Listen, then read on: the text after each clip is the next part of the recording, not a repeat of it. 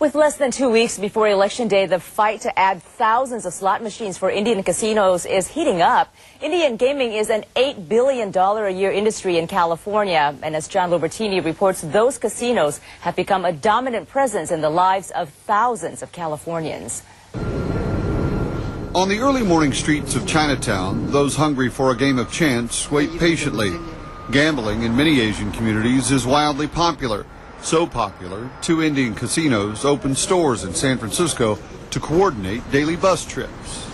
By the time I was 15, was very heavily into gambling. Bill Lee says it's an accepted custom, maybe even a passion. Lee, a recovering addict, wrote a book about it called Born to Lose. My father was actually sold as an infant.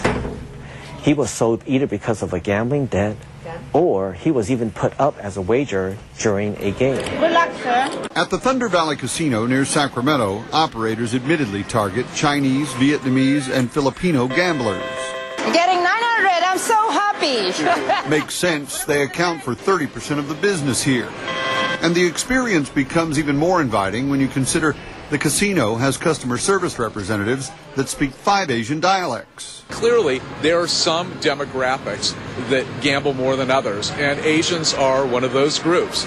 Thunder Valley donates $50,000 a year to gambling addiction programs in Placer County, where the casino is located. An Indian Gaming Fund makes even more available statewide. But State Senator Leland Yee says it isn't playing out that way. We have talked to the casinos about looking at helping out with some of the problems that they create back in the communities of these customers. And on both scores, we haven't gotten much of an answer. Big one. Casino employees have also had their share of hardships. Winner. The tribe's sovereign status means they answer to practically no one. Pay scales begin with the federal minimum wage, not the higher rate offered in California. The average wage is less than $9 an hour. Labor leaders are concerned these new compacts will keep wages down, affect the cost of health care, and eliminate the right to organize. They have to make sure their workers have an unfettered right to organize, and the taxpayers aren't paying hidden subsidies to the fastest growing, most lucrative industry in our state. Critics have called Agua Caliente the Walmart of Indian gaming.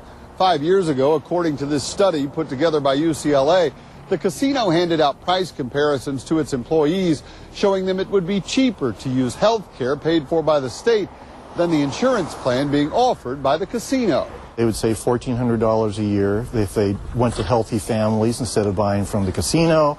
Internal documents from the casino expose the practice in detail. Economics professor Eric Nielsen says 46% of the children whose parents worked at the casino at the time of the study were receiving state-run health care. They are similar to Walmart in that they certainly are looking for how to pay people the least amount possible. And it's really unclear if these people really can make it. You know, rents are high, food is expensive. Agua Caliente disputes the accuracy of the report. The tribe contends $20 million of its $100 million operating budget is currently spent on health care. If this were such a bad place, why would we have workers flocking to take these jobs?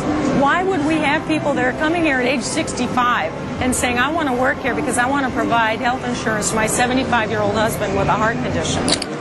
Blackjack is how Bill Lee coped with stress and depression. I was weaned into gambling parlors. At 53, he's been clean for 5 years. But his addiction is who he is. As a child, Lee often tagged along as his father moved through some of Chinatown's darkest gambling dens. The way that he held my hand, I can tell if he had won or he had lost. It's an amazing story and a telling look at just how important gambling is in so many different ways. Now, on the labor front, a representative from one of the 4 casinos in Southern California told me there is nothing preventing employees from starting a union. In fact, Agua Caliente near Palm Springs claims employees have never asked. Now, if there's a problem gambler in your family, there is help. The Chinese Community Problem Gambling Project has a hotline. The number is 1-888-968-7888. And, of course, Ken and Twee, you can always find that information at cbs5.com. Yeah, gambling is definitely a big problem in the Asian community. John Lobertini, thank you.